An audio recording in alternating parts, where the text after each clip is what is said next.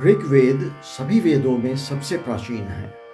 वेदों की रचना करने वाले प्राचीन ऋषि मुनियों ने प्रकृति की शक्तियों को देवता व ईश्वर के रूप में माना, क्योंकि प्राकृतिक शक्तियों को परब्रह्म, जो कि सर्वशक्तिमान है, उनके द्वारा बनाया गया है। ऋग्वेद में नदियों, पर्वतों, पवन देवता, रुद्र और इंद्र जैसी हर प्राकृतिक शक्ति को समर्पित मंत्र शामिल है। ऋग्वेद के पश्चात यजुर्वेद आता है।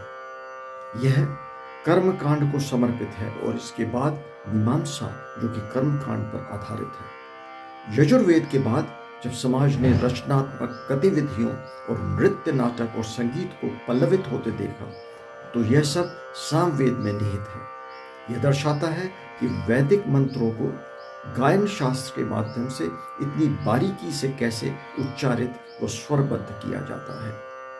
इसी काल व श्रृंखला में स्मृति शास्त्र पर भी ध्यान केंद्रित किया गया। स्मृति शास्त्र वेदों को याद करने की कला है।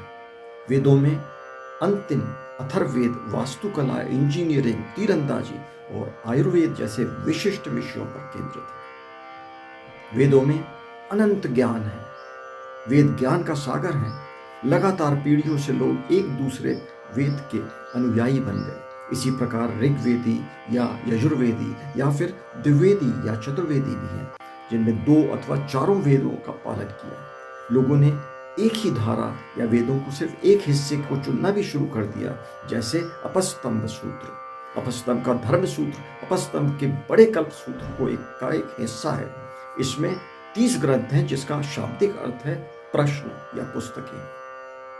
प्राचीन काल में भी कुछ भी लिखित नहीं होता था। ज्ञान को याद किया गया और गुरु के माध्यम से गुरुकुल में शिष्य अर्थात छात्र को एक विशिष्ट गुरु शिष्य परंपरा के माध्यम से प्रदान किया गया। गुरुकुल में जो वेदों पर केंद्रित चर्चाएं होती थी, वे तर्क आधारित होती थी तथा इसमें प्रश्न उत्तर विधि का पालन किया जाता था, और इस प्रक्रिया द्वारा जो निष्कर्ष निकले वे उपनिषदों में निहित है।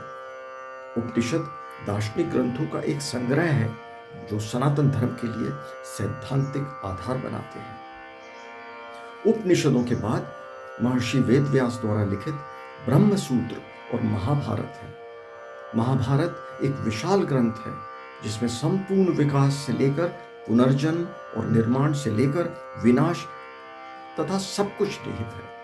यह एक सुंदर हार की तरह है, जिसके केंद्र में श्रीमद् भगवत गीता का स्थान एक चमकते हुए हीरे की तरह है। आदि गुरु शंकराचार्य, वल्लभाचार्य और निम्बालकराचार्य जैसे गुरुओं ने शंकर के अद्वैतवाद की तरह अपने अपने संप्रदाय बनाए। इन संप्रदायों के बीच अंतर केवल व्याख्या का है, और जो बात महत्वपूर्ण है वह यह है कि सभी गुरु परब्रह्म, जो कि सर्वशक्तिमान है और जीवन, प्रकृति, योग और माया के निर्माता हैं, उन पर पूर्ण रूप से सहमत है। जहां तक उनके निष्कर्ष का प्रश्न है, सभी के बीच पुरुष और प्रकृति के योग पर आम सहमति है।